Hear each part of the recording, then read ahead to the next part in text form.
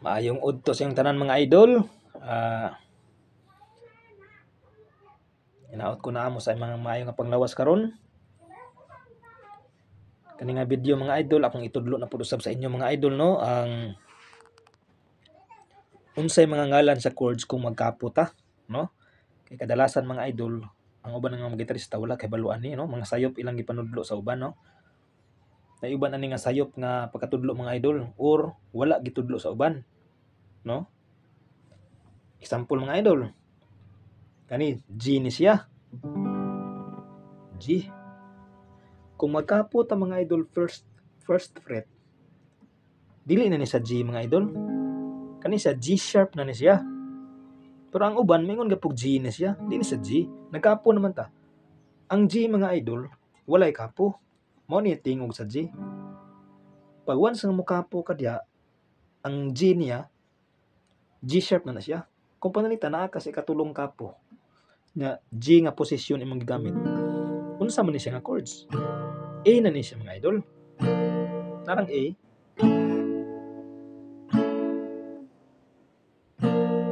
A ni siya mga idol. G sharp. Abi? G sharp A. A lagi mga idol. A. Okay. G sharp A. A sharp din mga idol. Ang A di ay second fret. G sharp A. Mo din A. Pag ikatulong nga fret mga idol, mahimo na siyang G sharp A. F na ni mga idol. F na ron. A sharp. No? A sharp. G pagkapo ni mo da G sharp, kaduhang kapo may mo siyang A, katulong kapo A sharp, no? A sharp ni siya mga idol. Kani sa A sharp ni siya nga chords. Pero G nga position atong gamit. So A sharp nga chords.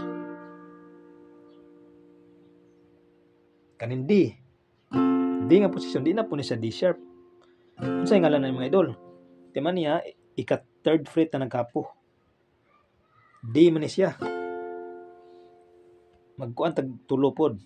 Kung magkapo ta diri sa first fret, ang D mahimong D sharp. Unsay sunod sa D, di ba D sharp? Second fret ka kapo, unsay sunod sa D sharp? E. Ikatulong kapo, unsay sunod sa A? F. F na ni siya mga idol. F na ni F. Mo ni F mga idol. Nga, kung diri pug ka, kaning A, di na po ni siya A. B na po ni. Mo na yung resulta mga idol kung walay kapo, mo ni sa B. Kaning kamot na to, mo ning kapo. Yang gitanggal mo na itong kamot, kaya nagkapo mo na, ang B nahimong A nga posisyon, pero B ni siya. Mo ni siya mga idol, no? Dili na siya A, pero ang uban mo yung gapon A gapon ni siya, pero dili sa mga idol, sayop na siya uban gitudlo sa uban mga idol, no? Ako nang gi-correction mga idol sa uban ng mga gitarista, no? Kani siya A nga posisyon. Matawag na siya A nga posisyon, pero posisyon lang sa kamot, pero ang chords na mga idol B na ni siya. Kaya ang chords wala nagbase sa posisyon sa kamot, ang chords nagbase sa pitch, kung unsa kataas-on ang tingog, taas naman guni siya. Ano sa B? Ang A walay kapo, ubos ra kay A. Ano sa A?